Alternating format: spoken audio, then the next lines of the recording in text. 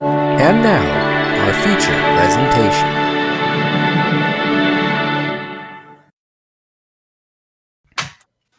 Hey guys, I'm Scarfy. I'm Naka. And I'm Cruz. And welcome to Subwuffer Entertainment, a determinedly drunk, geeky, and cheerful podcast where wolves we house and stream we entertain, bringing you all latest entertainment news. So that's a lot like Moose Appreciation class to talk about what's going on in certain topics and see how people react to them in certain ways. So, And that song you just heard was the YouTube premiere track because it's the most royalty-free thing ever. We can't get any copyright claims or copyright strikes off of it because this is our life right now. It's also not included in the video itself because immediately after premiere ends, for those of you who haven't seen one before, immediately after it ends, it'll tell you it ends, and then you can give it a few minutes, and then you come back, and it's like a regular video. So pretty for much those unaware, we got hit with a copyright strike. We cannot stream for 90 days. we had to re-upload our video, which had over 1,000 views. Our original video had 1,000 views. Apparently, they do still count to the channel. The channel is nearing 10,000 views, but I think the re-upload, thanks to a lot of people for showing love, it's already, I think as of now, at like 260 views or something. Thanks to help from Jonas Scott himself and the lovely mods at his Discord server for pushing it back out. Yeah, that was. I just gotta say that was really, really beautiful of them for them to do.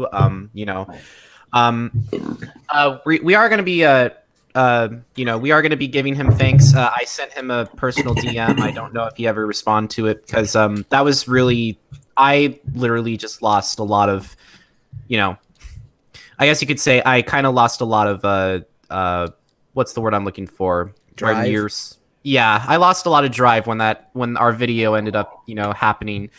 And then well, it came from the strike came from a company in Japan, and Japanese companies are very, very strict when it comes to their copyright claims and strikes. So yes, and I'm not going to mention which one other than that it's a Japanese company because I don't want to get hit any further.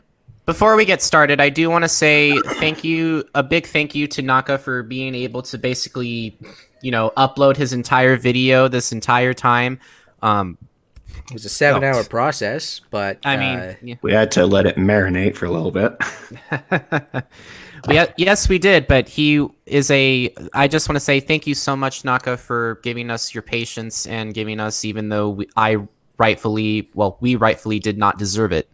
So that was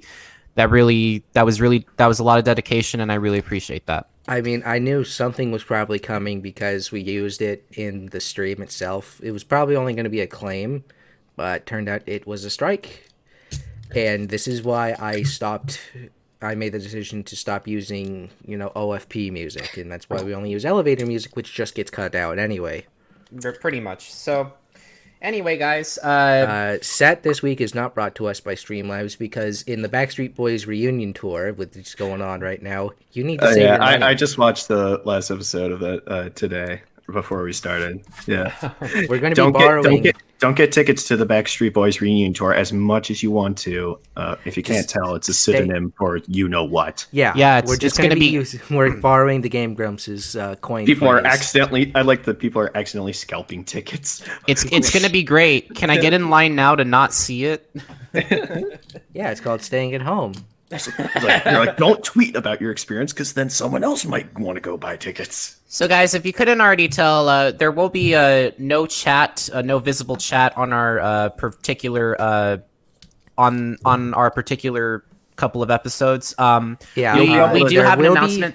YouTube premiere chat. There will be live chat when the video goes up, and it does the premiere, which is basically like a live stream for the video going up. What that means that's it. That's not going to be shown on screen. That's just going to be on the side, and that will stay forever.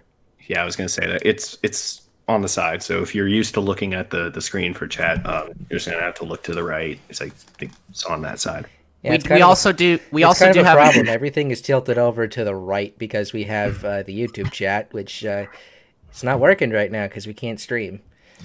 We also do have another announcement that we're going to make. However, we're going to be making that at the end of the show. What is that announcement? It's regarding Easter. Oh yeah. Never mind. Okay. Yeah. All right. Way to not brief me. Yeah, 420.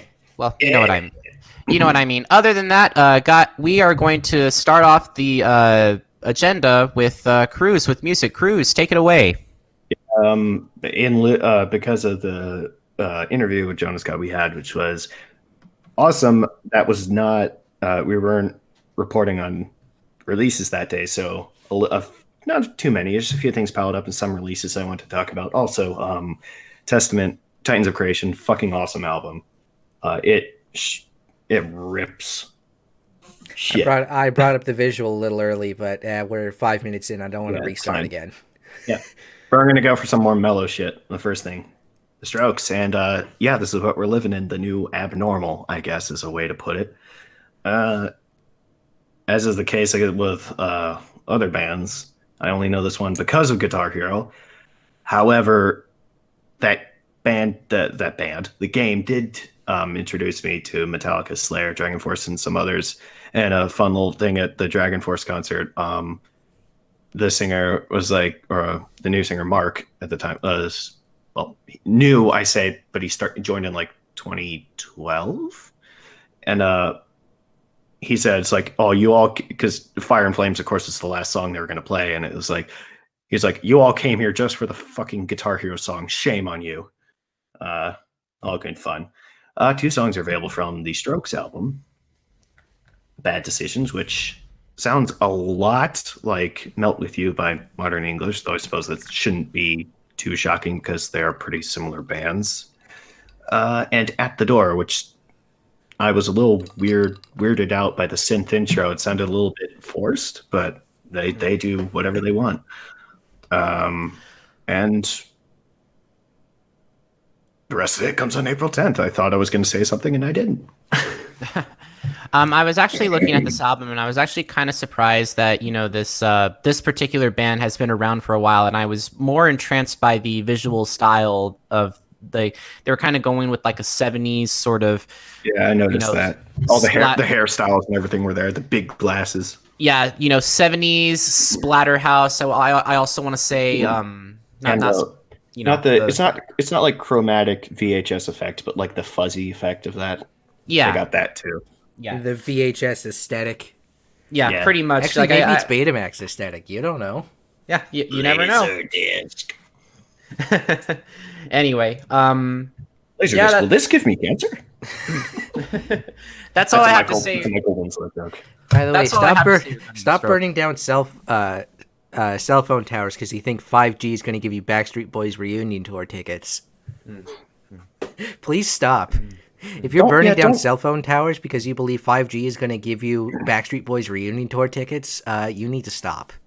Yeah, that's also stupid. Also, that reminds me that so our house is next to a golf course, and I briefly had mentioned that's why, because the former President Obama had been golfing there, and that's when we got to meet him, and that's because that's right next to our house. But on that course, there is a cell phone tower that, for some reason, is covered in what's supposed to look like pine needles, but it's so much taller than the other trees, you can clearly tell it's not a tree. So I'm like, why did they bother trying to hide it? It's you can very clearly see that is not a tree. So we're moving from one visual style to another visual style. I didn't get to say my piece about the Strokes, other than I only really know them for one song, and Proton John singing that song badly in a Mario ROM hack video from like 2008, 2009. All these obscure reasons that we know the music. And, it's the Strokes. What do you expect? I totally see what you mean. Yep. So that's a mellow rock for you. We're gonna move from one visual style to another visual style, don't we, Cruz? We're getting to more heavy stuff. Yep, and more Eastern European and Eurobeat kind of. Well, actually, that's the next thing. Not this. This is I think this video is from a live video of the. I got ahead of myself. A live video of the performance of the song from Chemist's Doomed Heavy Metal, which pretty much also describes their style. Doom metal, not to be confused with the soundtrack of the game Doom, which is fucking amazing. The Doom metal is generally slower, more, I guess, Doom, it's in the name. But Chemist, if they sound familiar to you, or the singer sounds familiar to you, that's because they did a cover of the American folk song "Oh Death," or "Conversation with Death," rather, and in the game's intro from Mana Madan. But in this little EP they have, Doomed Heavy Metal, they cover Dio's Rainbow in the Dark as part of the, yes, I say words out of order, as part of the EP.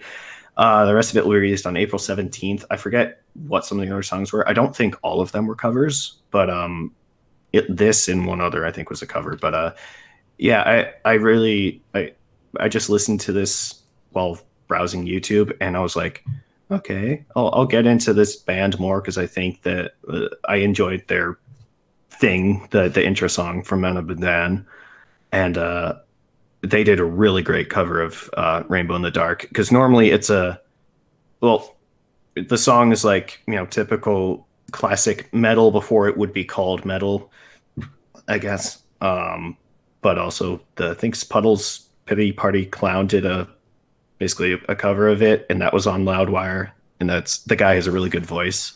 And this is a more like updated rock version, and I think altogether it's excellent. So I think, I don't know how long they've been around, but I think they're kind of underrated, honestly. Well, I was actually watching this music video, and I was really entranced by, just how unique it all sounds from most metal, because most metal includes, growling, and Yeah, you don't hear a lot of using your own voice unless Your Dragon Force or I mean, Metallica. there's a lot of right. yeah, there's a lot of instances. You mentioned that there's a lot of instances where people or the singers will switch from growl to clean singing. What I love Chuck Billy is he further like blurs that line, because you can tell when he's very clearly growling, but even without like just any distortion on his voice, it still sounds raggedy, and it's awesome. But yeah, there are plenty of bands that use clean vocals there in metal. Trivium is another example of Matt switches, but it does have a different vibe, and sometimes it's like a relief to have like, yeah, you can just hear everything clearly. Although I do myself enjoy very much growled vocals and such. Yeah. But yeah, I think that this is 70 bottles of the growled vocals. When you drink 70 bottles of whiskey, you'd only have one take to sing the song in. Because as Jonah told us last week, for those growling or screaming scenes, you only have one or two takes before your voice gives out. Yeah, which is kind of upsetting. Refuel with whiskey. And then you're losing money, which is a big no-no. Anyway, that's all. Anything you want to say more about Chemists? Because I'm more interested in our next segment. Yeah. I mean, not a whole lot that I listen to metal with like kind of cleaner vocals and less shouty, screamy, growly vocals. Mm-hmm. And it's always a nice change up. Because, I mean, the most recent metal album that I listened to fully was Skeleton Metal 3 from Varg Skeletor, aka Vincent UL. And that's got a lot of the screamy vocals, which is kind of his style, but whatever. Does he make music? Because I just know the Granddad thing. If that was well, Granddad is that was a bootlegged Flintstones game with Mario skinned on the cover. Like, is that the same guy who makes music? Yes. The guy who coined Granddad Flintstones has made Super Ghostbusters, which I have played on the show before, 3 albums for Skeleton Metal. That sounds. I thought you were going to say Skeleton Witch, and I was going to be like, all right, I dig it. Yeah, so we'll move on to what maybe should have been last, but I saved in my personal opinion, best for last. But the next thing, we got so much good stuff here. Ailstorm, The Curse of the Crystal Coconut, the CCC. Ailstorm, ever poking fun at themselves. I think I don't know if it's still like that, but their Twitter bio said shit band, no fans, which upon looking at the track listing, they have a reference to in shitboat, no fans. I would have probably put as shitboat, no oars or no sails or anything, but that's just me. They did what Five Finger Death Punch did back with Jekyll and Hyde, and that is make a goofy music video for Treasure Chest Party Quest from the upcoming album, Curse of the Crystal Coconut. But this was not just goofy. It was, according to a band statement that was quoted on the website Metal Injection, the band aimed to, quote, alienate as many of our fans as possible and described the song as, "This song is about giving birth to yourself, selling out, and driving awful Yugoslavian cars. All the classic elements of pirate metal."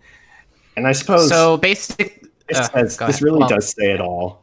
Ailstorm basically is saying that because we're basically the de facto, spearhead and like figurehead rather of pirate metal, because there are traces of it that existed in the past, but it never really came together in a coherent way.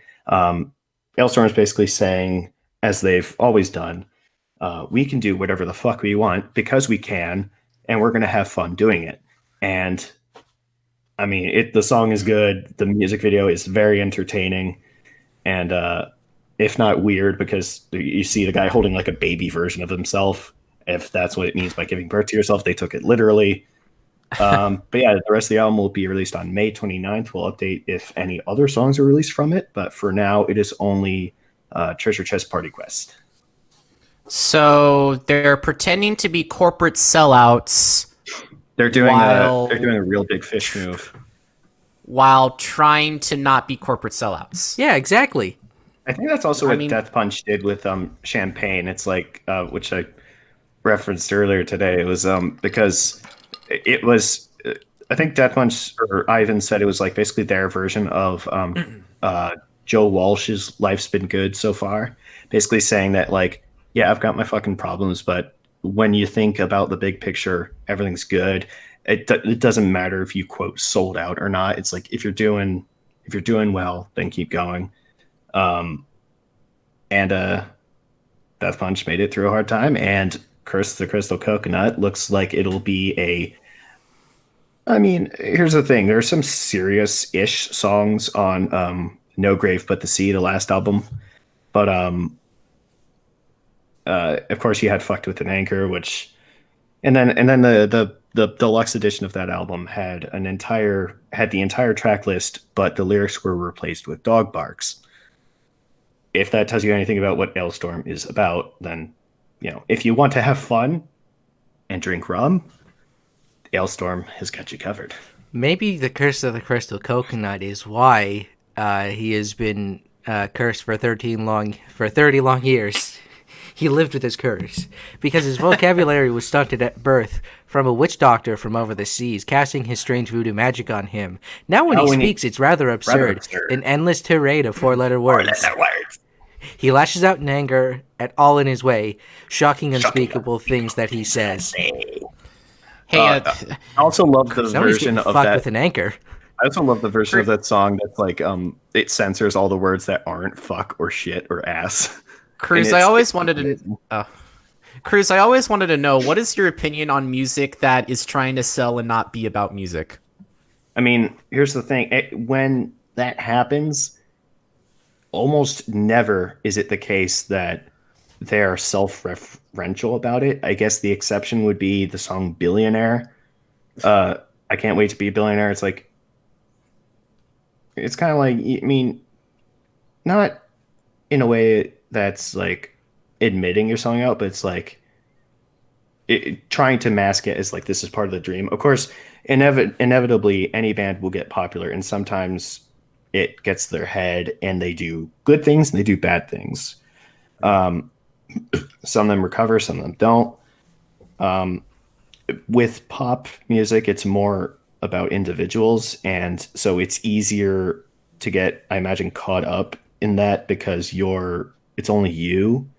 Well, it's other people are helping make music and write stuff, but I think it's more likely for them to get caught up in that than and lose sight of the goal versus other like bands, because sometimes that of course that's there's no shortage of drama and like among bands when Basically. there's so many instances of like the singer like it's usually a singer getting an ego and then splitting off. I mean, it happened with David Lee Roth. I don't know if that was the situation, but I know Ozzy of course went solo, and it's a bunch of other things happened. Even Rob Halford went solo, but it wasn't because of an ego problem. It was just because there were some tensions with the band. But yeah, I mean, if you're just making music that's just filler. It's just kind of like, what are you doing here? You mean like Britney Spears? I mean, It's Britney, bitch.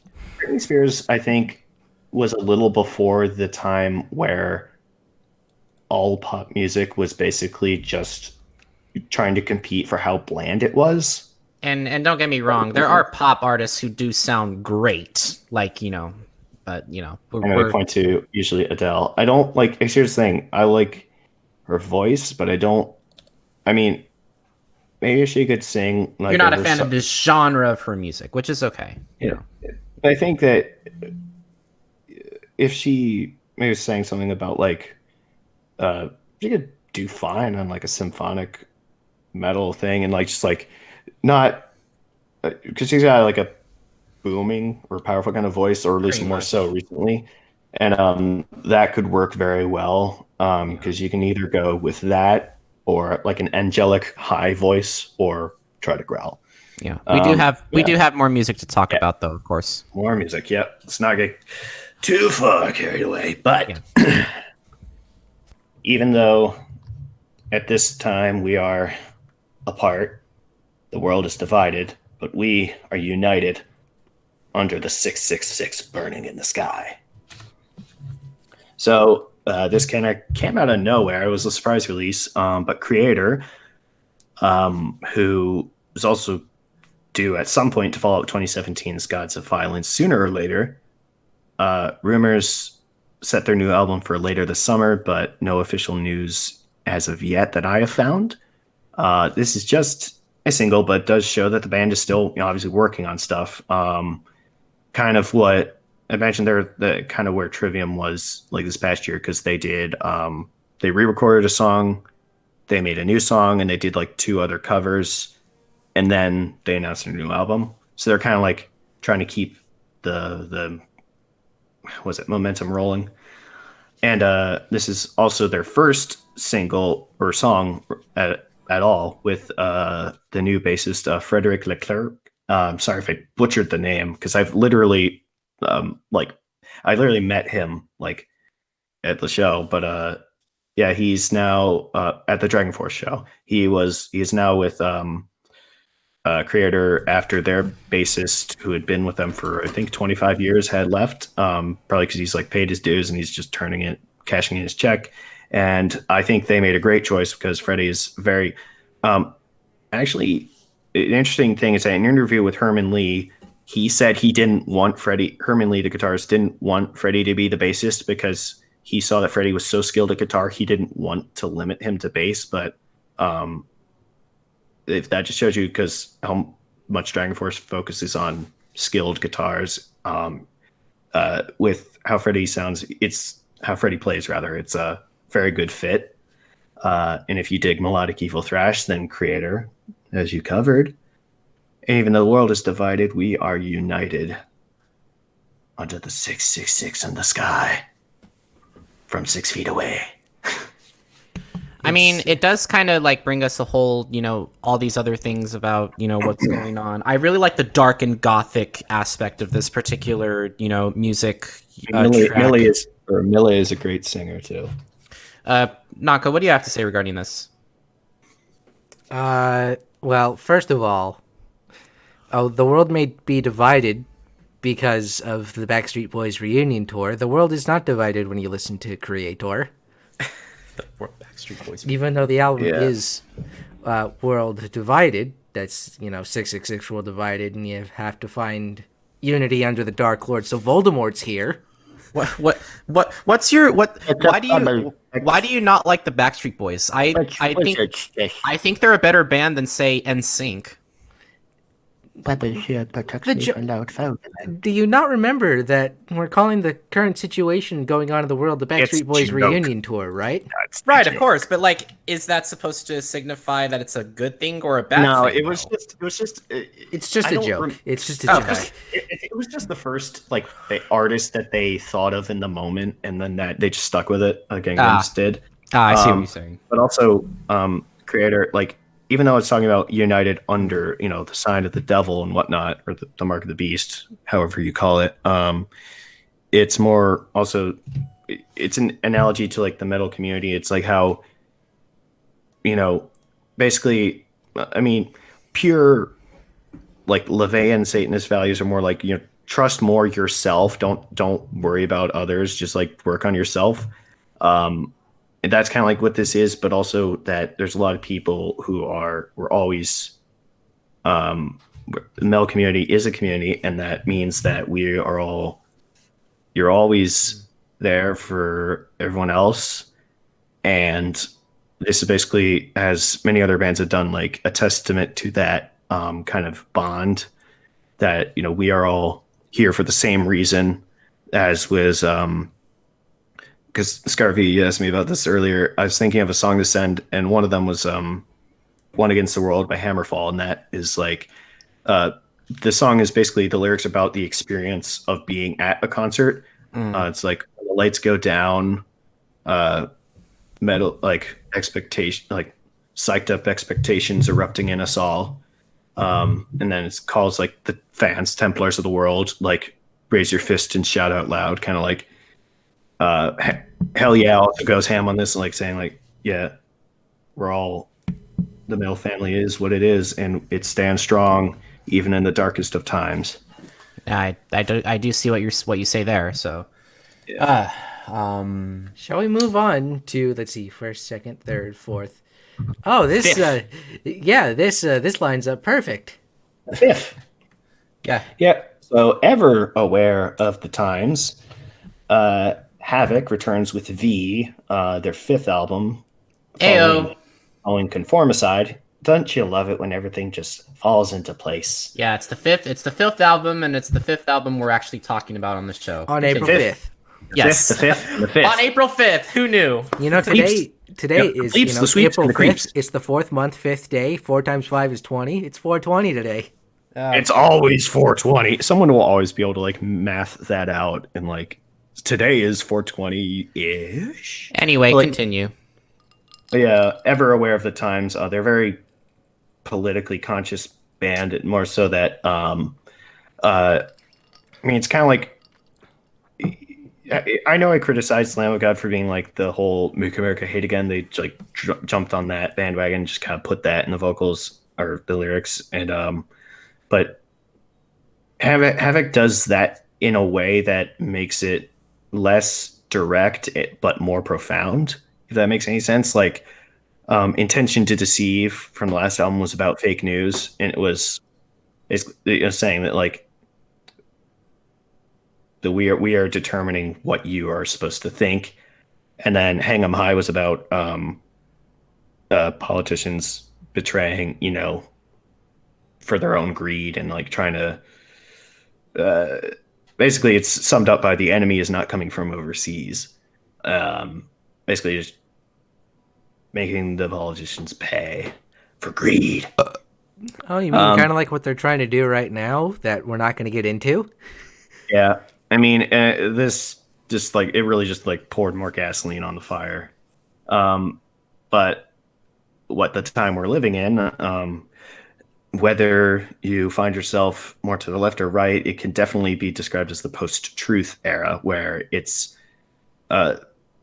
Megadeth levels of political commentary, and Phantom Force, which describes the horror of PTSD from war. And I've seen the band open for Overkill. They are the real deal. They are tight. They are solid. They play clean and fast. And the full album will be available on May 1st.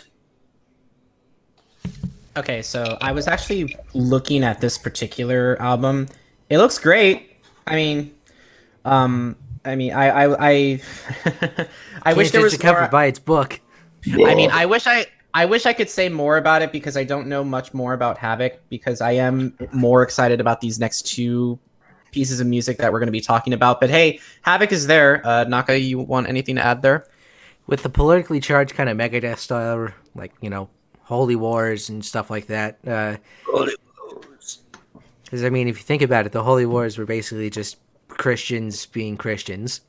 And also, Radical seems Christians to me, being Christians, not regular Christians being Christians. Actually, or was it Catholicism? Anyway, radicalized religion, not a good idea. there were some crusades. Some of them almost didn't fail. about Holy Wars, it kind of seems to me like the song's about two different things. Because one of them, of course, is about the Crusades and such, but then there's also a bit of like being a mercenary. Like they killed my wife and my baby to try to enslave me. Um, and then about Judas, like, testifying something in court. But it's a good sporadic, collected together song. And so far the songs from Havoc sound pretty good. And we'll look into the rest of the album when it comes out. But we've got two more, and they are good. Ready? All right. Yeah, go ahead. Step out of the fandom for a moment and let's embrace human nature. Ah. Don't let the beginning of the song that is linked fool you. It's not a joke. It sounds a little campy, I know, but it picks up and it gets real good. And really brings out the kind of Celtic folk kind of vibe. And I think it's a good structured song, even though it's kind of like when I listen to it in my own time, it's kind of be like I get impatient and just skip to the good part. But if you listen to it just all the way through, it is worth it. Noise is also available, focusing the song. I don't know if I mentioned the song is called Harvest that I was talking about. Noise is also available, focusing on overstimulation of social media, all that, the whole, bleh. There's full disclosure from the band that said, like, yeah, we of course understand we all use technology, but it's more about like, uh, it was also like the similar message to Lamb of God's Memento Mori being like the immediacy of everything, which I kind of agree with. Like the immediacy of information amplifies anything, whether it be positive or negative. That's the crux of technology. And so, yeah, there's some symphonic metal to listen to and contemplate society in which we live. You can do that with Noise. There's also Ad Astra, not the movie with Brad Pitt that I have not seen, which I kind of listened to it in random sections, but it seemed more like a spoken word thing, and it was also promoting like a environmental conservation fund or something like that. Which I suppose like human nature. There's the colon, two vertical lines, and then another colon like between human and nature. Just kind of meant to be like an artistic kind of or aesthetic kind of thing. I do enjoy me some Nightwish, so yeah, I'm definitely gonna check out the rest of this album, and it comes out on April 10th, so that's sooner than some of the other things. Yeah, that's only in 5 days. 5. 5 days, huh? 5. Who used the wacky watch? 5. Where the wacky watch is the item from Mario Party 3? Yes. Wow. So Nightwish, I don't know what much to say about this particular genre of music. I was listening to it. I thought it was more going to be like a metal band. I guess it is, but I couldn't tell. But That's what I mean. They Yeah, it's incorporated Celtic folk metal. There you go. there we go. Even- So that's why it sounds all happy and cheerful. even Antti Martikainen, a great composer from Finland who makes like most folk stuff, whether it be folk with metal or not. There's like there are bits in songs, even that are like heavy metal songs. They're like either they can start out like without the guitars and everything, but usually the folk instruments like bagpipes and such are meant to amplify the song. But sometimes, yeah, this song it's kind of a slow burner in that respect, but by definition it is metal because it does get into it. But there are some other songs that are like the intro just kind of starts out and it's a whole lot of nothing. Not to say this is nothing, but I mean like pointing to a song like My Pain from Slipknot's last album. There's no guitar in it. It's just like the DJ and a synth and some like creepy vocals. But yeah, you kind of have the freedom to like experiment with stuff, and this is a little more experimental. But I do like how it kind of builds. It's slow burner, yeah, but it builds on itself, and it earns its place to become like Celtic metal and such. But yeah, that's all I have to say regarding it, Naka. Man, my favorite, Celtic folk metal. Nothing beats Celtic folk metal. Okay, Brock from Pokemon, who never opens his goddamn eyes. Did you just reference jelly donuts are my favorite? Jelly Nothing donuts beats are my favorite. Nothing beats a jelly-filled donut. I'll use my trusty frying pan as a drying pan. Anyway, that's all I have to say regarding Nightwish. Yes, go on to the next one. I need to go grab a drink. Okay. So, Powerwolf. Yeah. You know why. There's a good reason. So what's happened since Sacrament of Sin, which came out in 2017, there was I think it's Metallis Nostrum or something, a cover of like 8 songs by Powerwolf, including Gods of War Arise by Amon Amarth. And there was also a re-recording release of Kiss of the Cobra King, and that will be on this record, which is a greatest hits album, but not a pure greatest hits album.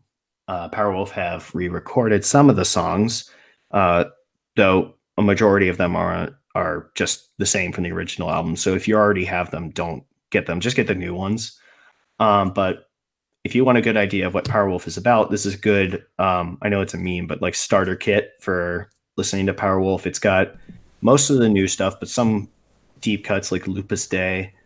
The linked song that I chose is the one I believe is most available aside from Kiss of the Cobra King on YouTube, which is Where I Was at Armenia from my my favorite Powerwolf album, Bible of the Beast. The full album will be released on June 5th.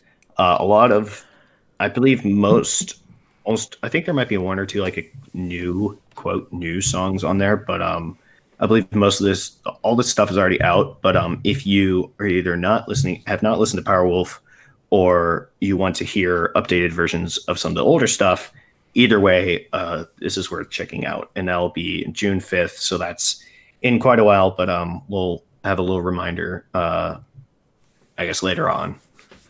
See, what I like about Powerwolf is that, yes, it is tied to Christianity, but it's not like the God is my best friend Christianity, and we're gonna convert you into Christianity kind of Christian rock we're music. just gonna kill you.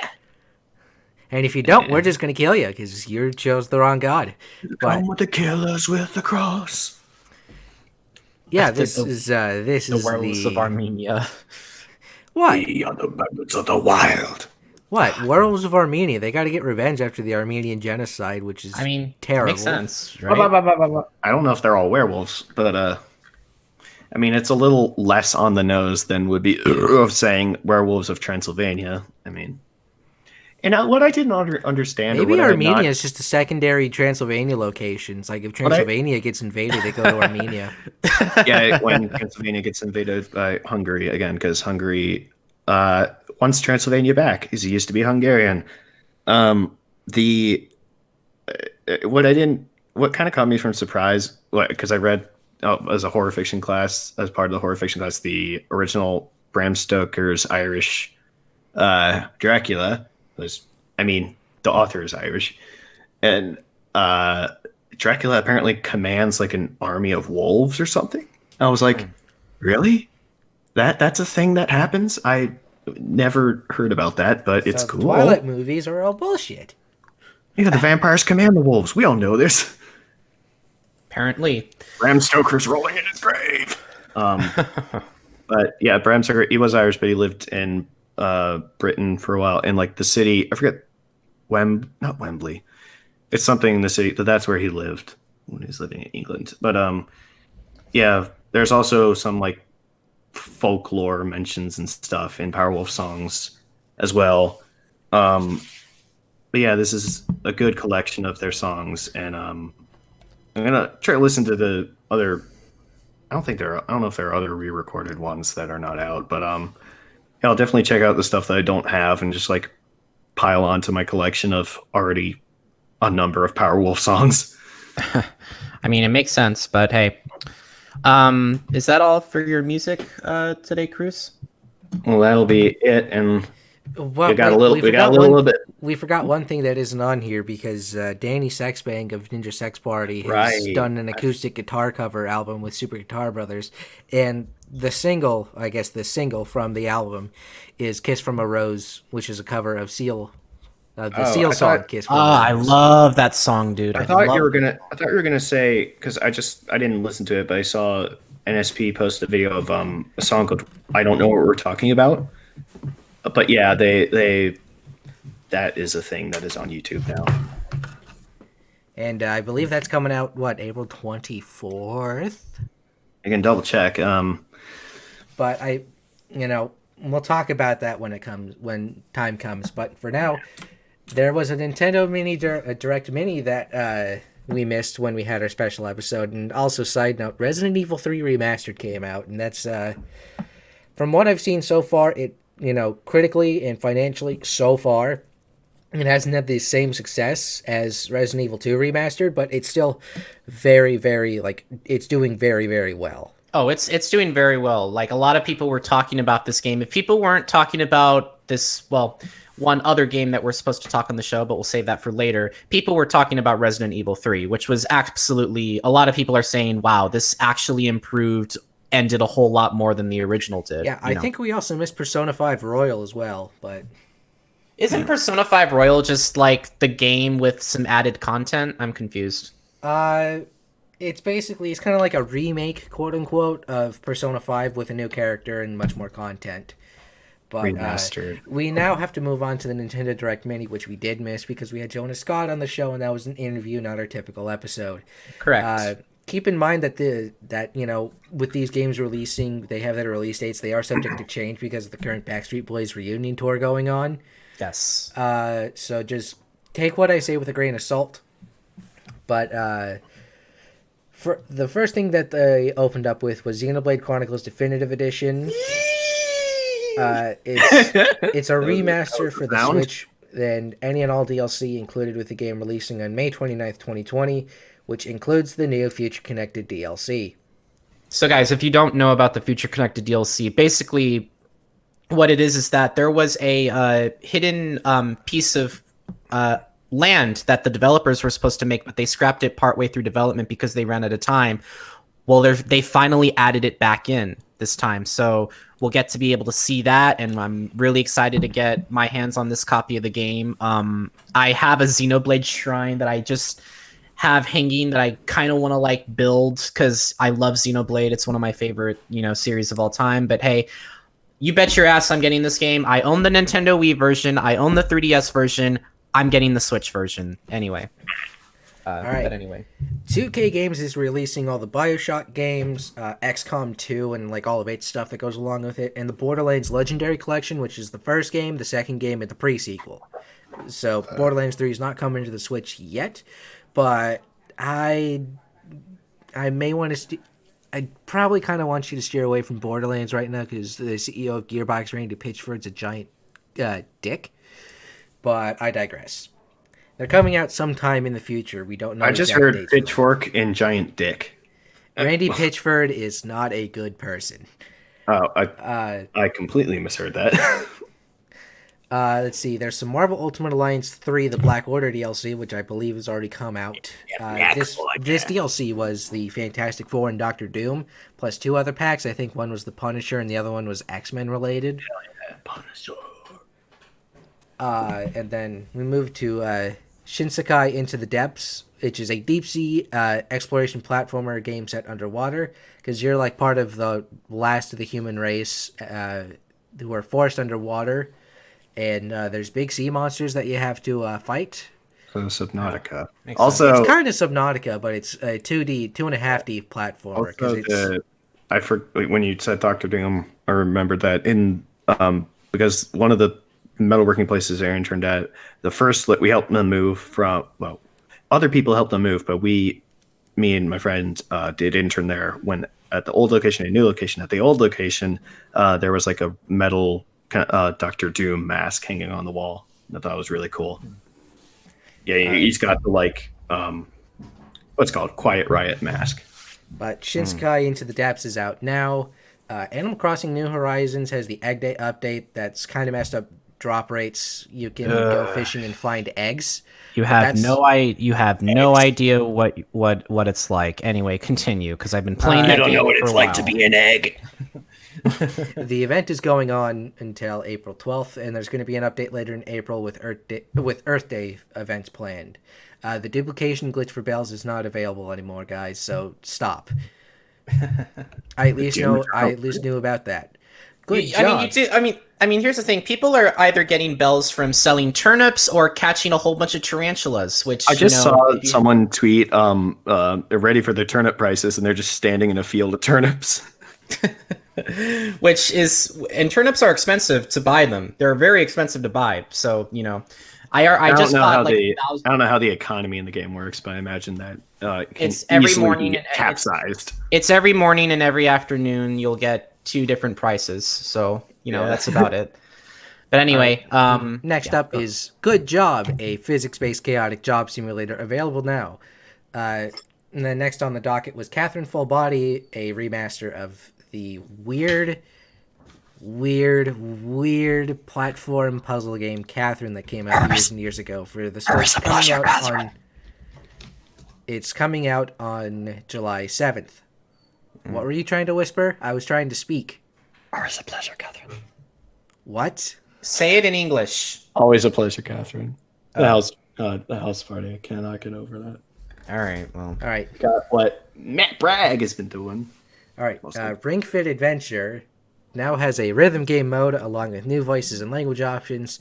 There's also a jogging mode available for those who don't want to fight while getting swole available now. King's Bounty 2 is a tactical RPG from the 90s, like early 90s. It's being remastered for the Switch later this year. There is more Smash Ultimate news coming, and Character 6, first character on the second Fighter's Pass, has been revealed to be a character from ARMS, which is, to me, it's kind of a disappointment. But, they got to get their first party franchise in somewhere, Nintendo, right?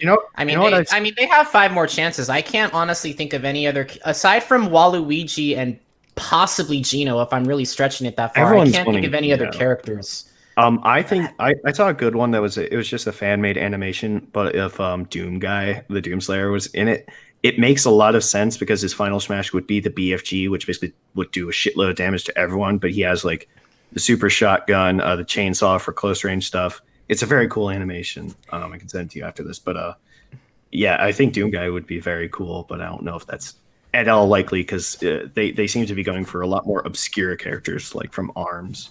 Yeah, aside from Waluigi, what characters do you want, Naka? I don't really know right now. Master Chief, but that's really about it. That's a Master Chief. Master Chief versus Doom guy. But let's see.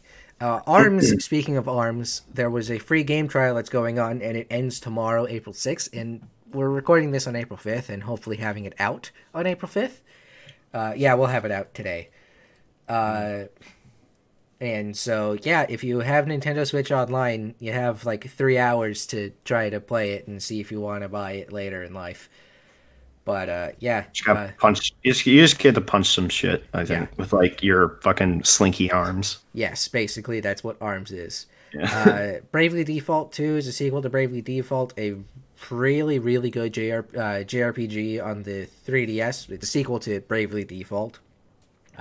Coming out sometime later this year.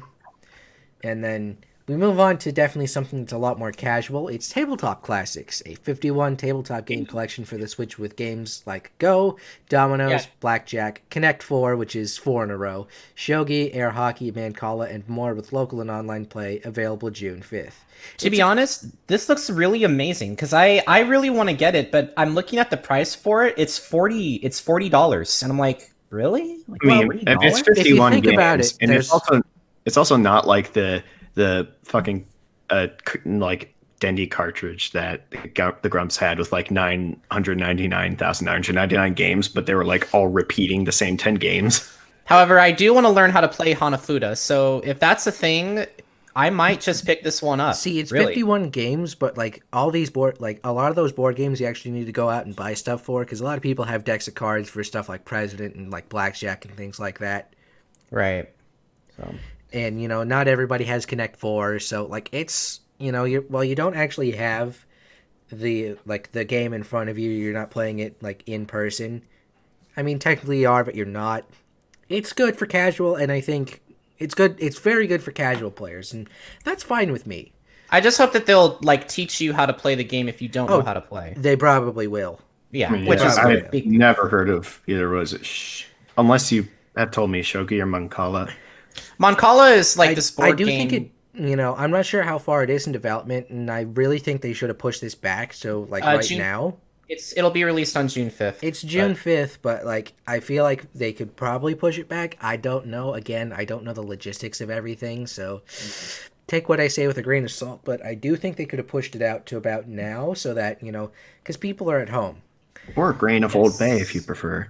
The People are only at home. They want one stuff of to them. do. You can push out this game or like have a trial version for right now with a bunch of games. I'm honestly surprised they haven't like allowed this game to be available now. I'm not Honestly, sure but if hey, this is. I'm not even sure if this is a first party Nintendo title or not. I don't know. The name um, is generic enough, but I don't know if Nintendo would try to Nintendo up their own title. let me go ahead and like Google the publishers of this game. Also, Double check. Yeah, of course. one of those Second. like Japanese sounding games. I know. I think one of them was like where you have I don't Okay, know. the These little developer dice in front of you and you roll stuff. the developer is Agenda. I don't know what Do you know Agenda if is. are they like a second party studio? Oh, okay. I'm researching now. There was a DS game called Clubhouse Games, which consisted of cardboard or parlor games developed by Agenda and published by Nintendo for the Nintendo DS handheld console. So I'm assuming this is like a third party game, a third party publisher rather. I don't know. I don't know what it could be. Let me check the. Yeah, it seems like it's owned by Nintendo though. Yeah, so it's a second party development studio. Probably, And I but heard that Clubhouse Games was actually pretty good when it came out on the DS all those years ago. yeah. So Next up, we have Ninjala, not to be confused with Mancala. Ninjala, it's its own title. It's Splatoon, but it's good because I'm not good hey, at hey, hey. Splatoon. What are you saying? I mean, I haven't Splatoon is a played. really good game, man. I haven't suck played- at third person shooters. That's why I'm saying the words that I'm saying. It's because I can't play Splatoon that well. I haven't. Hey, played- when Chugga Connery does his Let's Play of Splatoon 2, you better give it another shot. And I need to get back into the Splatoon, but I've been more Rocket League. The new season just started, and I'm just trying to grind and all that. But But it's another game that's like that, I'd definitely be up to try it.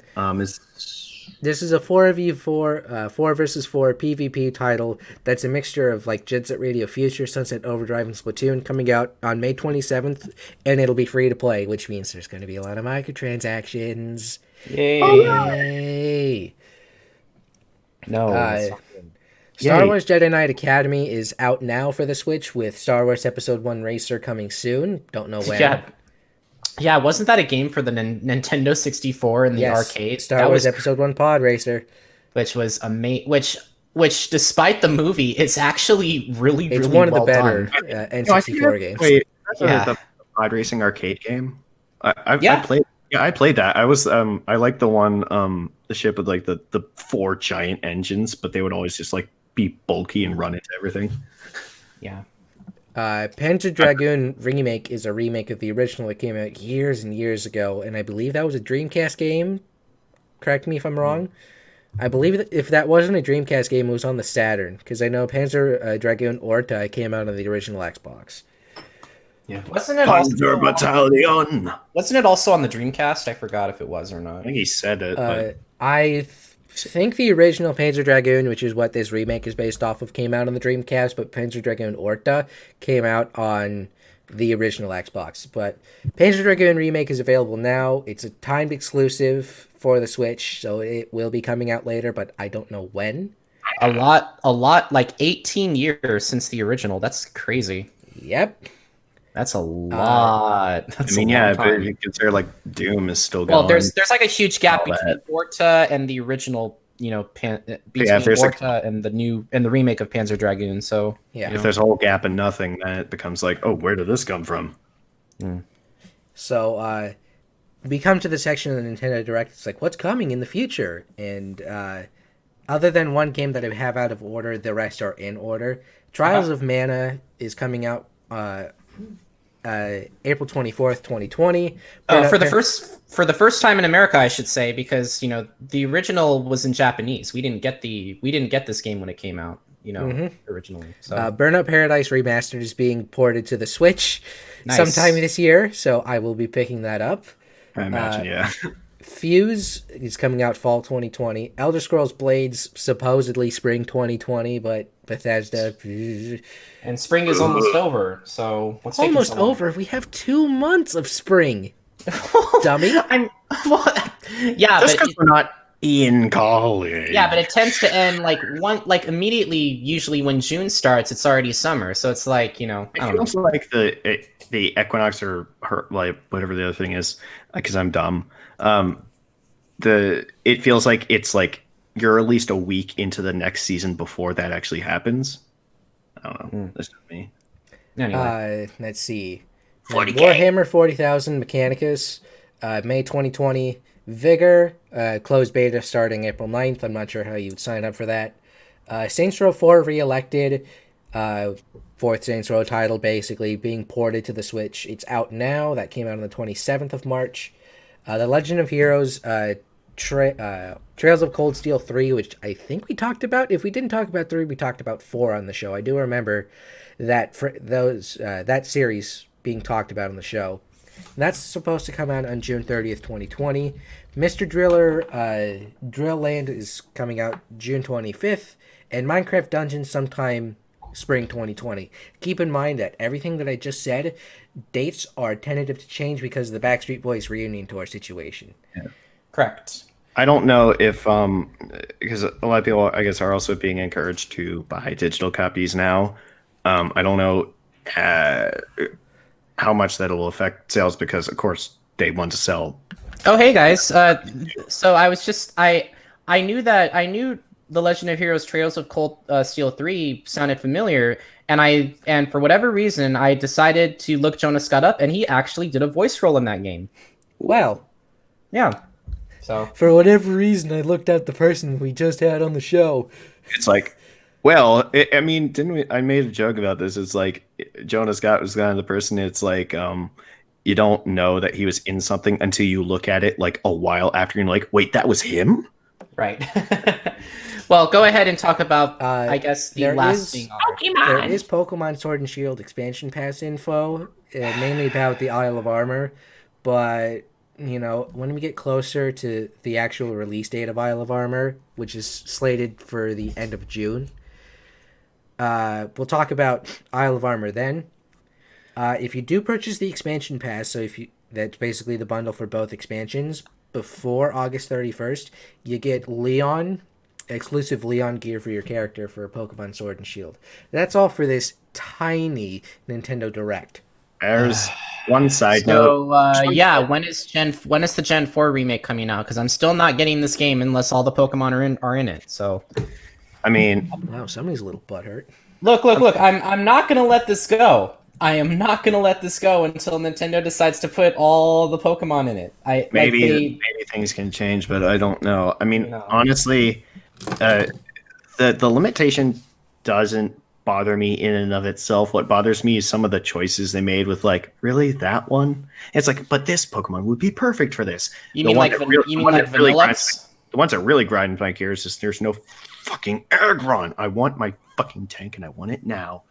Also, You like if don't Sabaton, I like tanks. If you I think I forget where exactly in the game, but this is how your character finds out about the Isle of Armor. You one of the train stations, I think it's in like the first town. You can get a Slowpoke with like a yellow spot in its head that's like different somehow. right. Just a note because that's a thing you can do now. Before I guess the rest of the stuff comes out, but we'll look to that when it happens. Well, we have no other video games coming out except for this particular one, because why would any other video game come out except this one, right, Naka? It's been 23 years since the original release. 23, Yes. I think. Damn. Final believe Fantasy so. VII Remake. It's been Like, Oh my god. I remember hearing stuff about this like in 2005, 2006. It's been in Yeah. development hell for so many years, but The it's only finally meme coming I know out. from this is like it's like, oh, if I put clouds, I'm like, that's literally my sentiment. You know, it'd be cool. In like Brawl, if they put in Cloud from Final Fantasy VII. I thought I Boing! just realized now. It's like, I thought You'll they get meant no sympathy from me. I I'm the thought only they pretty boy in this I game. thought they meant clouds. Literally, I didn't realize Bitch. they meant the character Cloud. I Yeah. realized that just now. Like, what if I put in clouds in the game? It's like, who the fuck cares about clouds? I thought that's why they were mad at him. In the Anyway. dark city of Midgar, where the people are ruled by the rich and powerful Shinra Corporation, the slums are poor. The slums and poor are currently suffering as they start harvesting Mako energy, which is soul energy from people who have died, to convert it into energy to supply for electricity, weapons, and for the military soldier, SOLDIER. That's basically it is the branch of military. In order to make in order to make money. Here we meet a group of mercenaries named Avalanche, who plans on destroying a main reactor to prevent Shinra constantly draining Mako to supply for their city and destroying the planet. You play as an ex-soldier, Cloud Strife, the main character of the game, along with their group of friends from Avalanche.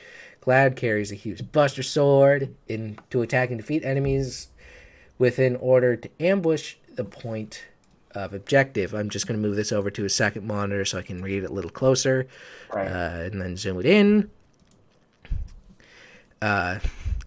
Along the while, as events start to unfold, eventually we see things that are not exactly clear as Cloud starts beginning to see another side of Shinra he didn't count on, as memories of his past life come back to haunt him. It's up to him and his friends to help stop Shinra's current plans before it gets out of control on the whole planet. This has been how many years in development hell, and it's finally releasing?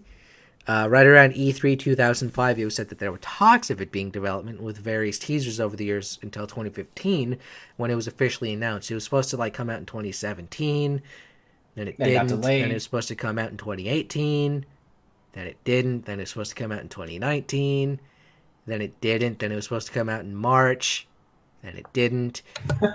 Then I missed. And now It is now slated for release on April 10th, 2020. Now, Square Enix, or I just call them Square, has said that they're doing their best to get out copies to everyone who ordered one. So you may be delayed in getting your physical copy. I believe they have said if you cancel... I believe in some markets they're trying to get out digital copies out early for people. right. And if you're in one of those markets or you get the game early, do not spoil the new stuff for people, because... Yes. While this may be Final Fantasy VII at its core, it's a reimagining of Final Fantasy VII for the modern day. Which means there's more content that There's the original game so didn't much more have. content in Midgar alone to go along with the classic game. All new music, all new voice cast, all new visuals built from the ground up. The battle system has changed dramatically compared to the original to mimic a similar battle style seen in Final Fantasy 15, as opposed to the more traditional turn-based style, though there will be turn-based options if people prefer that style of playing. The only thing that I am not sure about that I think has been confirmed is the release, like the way the game is being released itself. Right. I've been hearing conflicting reports on it being an episodic release versus the whole game, though I believe I did read correct that it will be an episodic release. That is correct. I believe it's going to be 100 gigabytes in your PlayStation 4 at launch. It will be. If bought physically, each It's a game heckin' case will chunker. contain 2 Blu-ray discs for completing the first part story in Midgar, where you actually go back to how it was in the PlayStation days, completing disc 1, move on to disc 2. Meaning that if it's only for one episode, it's very likely that Final Fantasy VII Remake could be around 300 gigabytes, maybe more, when all 3 episodes release, averaging around 4 to 6 discs for this one giant story. For a second, I realized I'm reading the thing. It said 4 to 6. I thought you said 46, and I'm like, what the fuck? No, that It would could be... be. that It would could be be like- 4 to 6 episodes. 4 to 6 discs. 2 to 3 episodes for all we know. You know. But I am counting on 3 episodes though. But Yeah. continue. When people from all over the world have been waiting over 20 years for a new release, that isn't just basically like a port for Steam or the Switch or whatever, you better fucking bet people are hyped for Final Fantasy VII Remake. With new remastering of old music from Nobu Uematsu, visuals more realistic but still keeping the aesthetic of Final Fantasy VII, the legendary voice cast and story set in Midgar. It's good mix. It's good mix. Mm-hmm.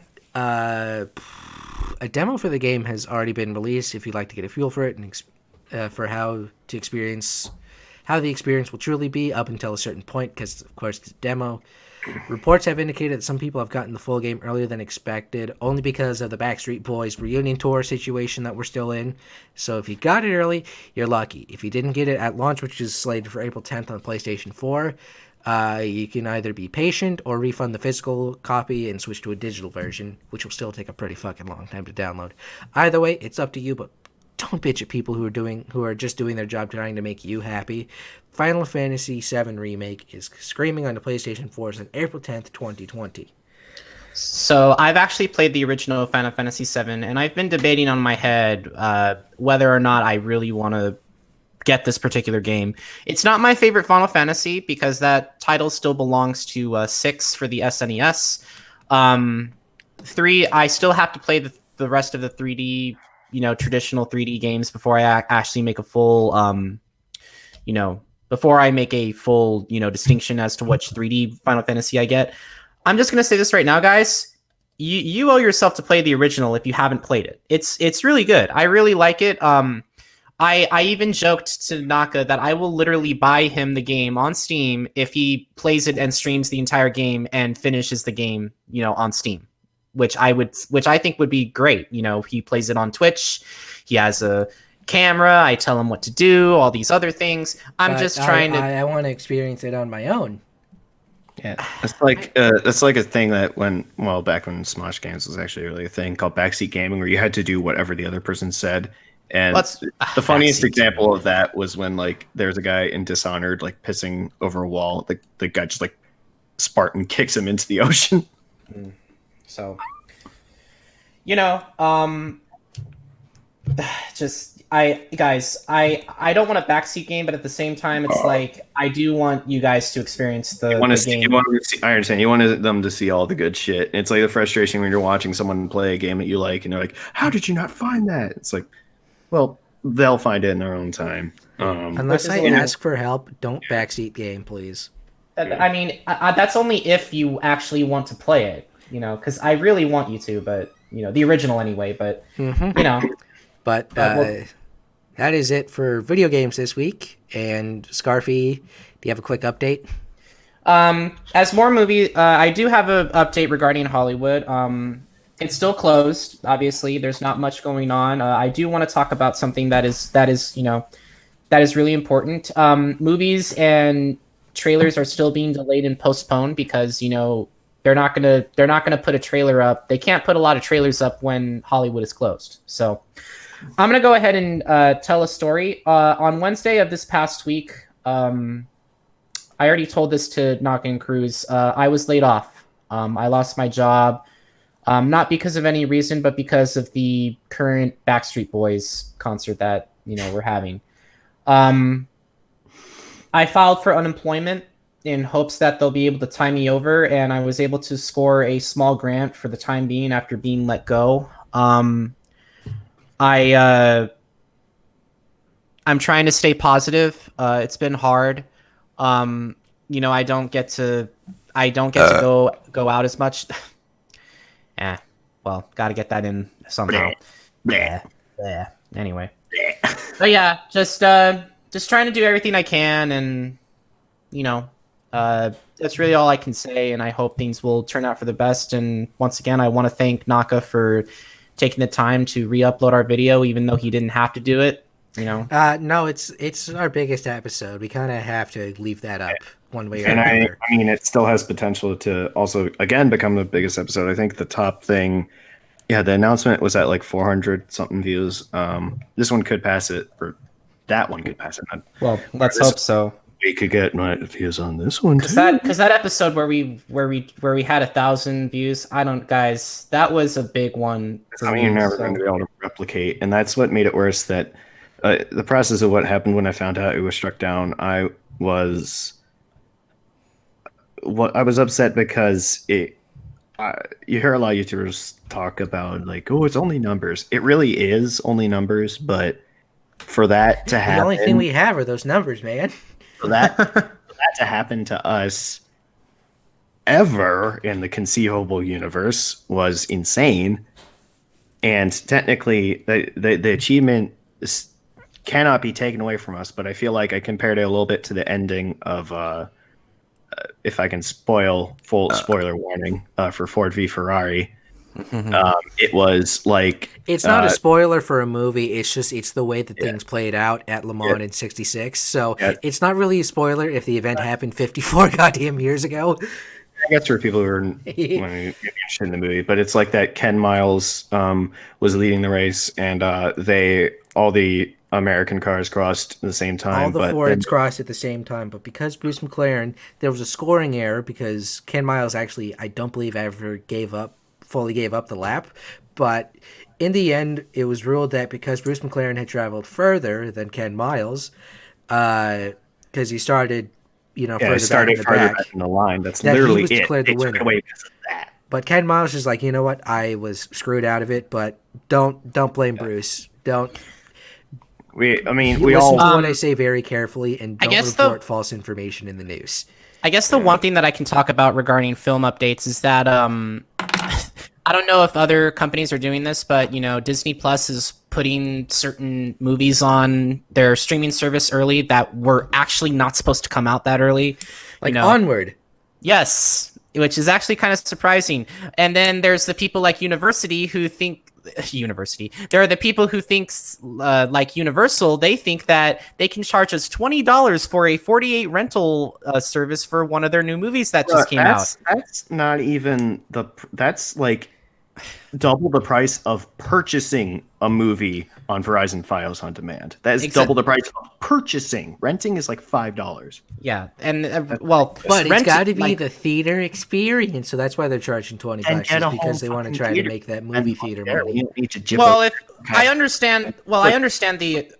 I'm just gonna say this right now. I understand the technical aspect of if you're watching it with the family, it's more bang for your buck. I'm like, well, yeah, but I'm an individual though. Yeah. Usually, the trade-off in my mind has been that because the movies on demand or like for streaming are cheaper later because people who wanted to see it first are paid the most for that, like, I guess, front row comparative experience to see it first. Everyone else has had to wait, and in like the exchange for paying less is waiting.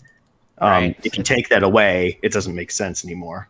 Right. And then another thing regarding movies is that there is sort of, I understand that I shouldn't wish this on, people who have lost their jobs. There is kind of a part of me that wants AMC to die. Like, and then the independent theaters can rise. Not everything will be corporately owned. I mean, there are some Leg. big theaters. I mean, What do you mean leg? Oh. I'll send it to you afterwards. It's a little visual gag to. Oh.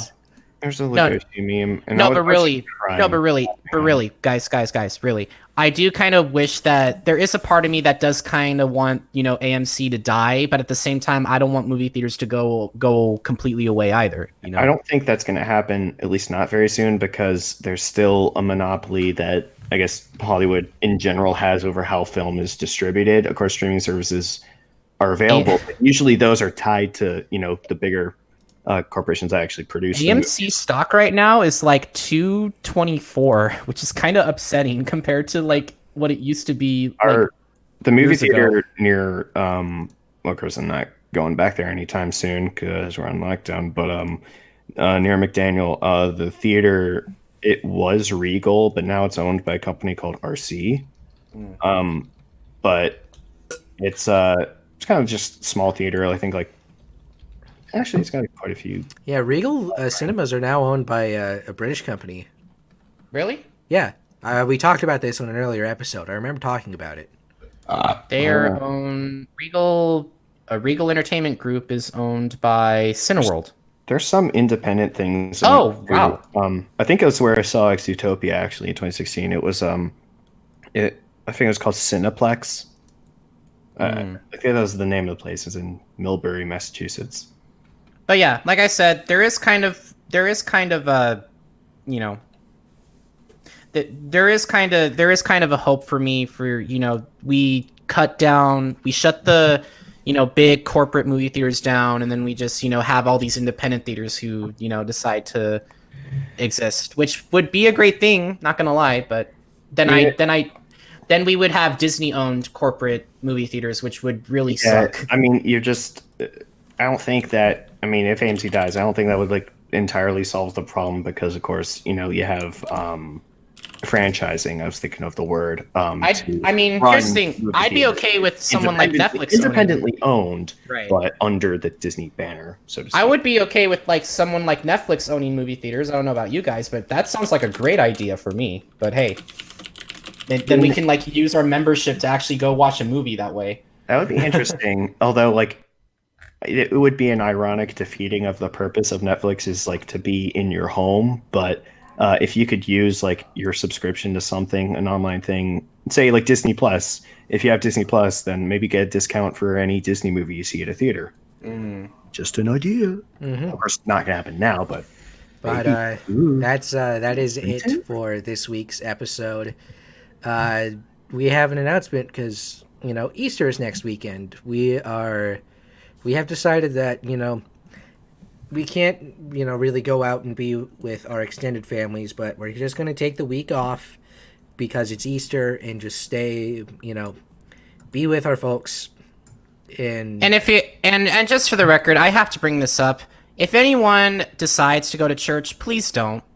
Don't. They were talking about that actually on the news that my dad on TV earlier that people or like I think it was the lieutenant governor of North Carolina was talking about that people were deciding that churches have been able to reach out through social media and do stuff and like they interact that way. That's one advantage of this, that we were prepared in that respect for being a part. But if you want to worship and like do whatever stuff, there's a chance that you can find it online or do whatever if that pleases you. We'll probably just be at home, maybe eating some jelly beans or something. I don't know.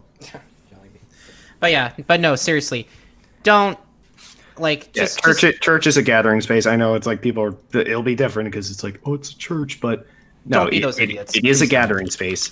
Don't get coronavirus because of church. It's not worth it. Or because of anything for that matter. I've said the word fuck. Yeah. Anyway. It doesn't matter. Don't get Backstreet Boys tickets because they were handing them out at your church. Yes. All right. Well, we're gonna wrap things up for this episode today. As always, my name is Scarfy. I'm Naka. And I'm Cruz. And we will see you guys next time, same place at our next episode. And we will see you on April, I believe, 19th. 19th. Okay. We will see you guys. Weed. Yes, April 19th. We will talk to you guys later. All right. Bye-bye. Stay awesome. Stay awesome. Have a good night, guys. Stay safe. Have fun. Don't die. Bye. Bye, friends.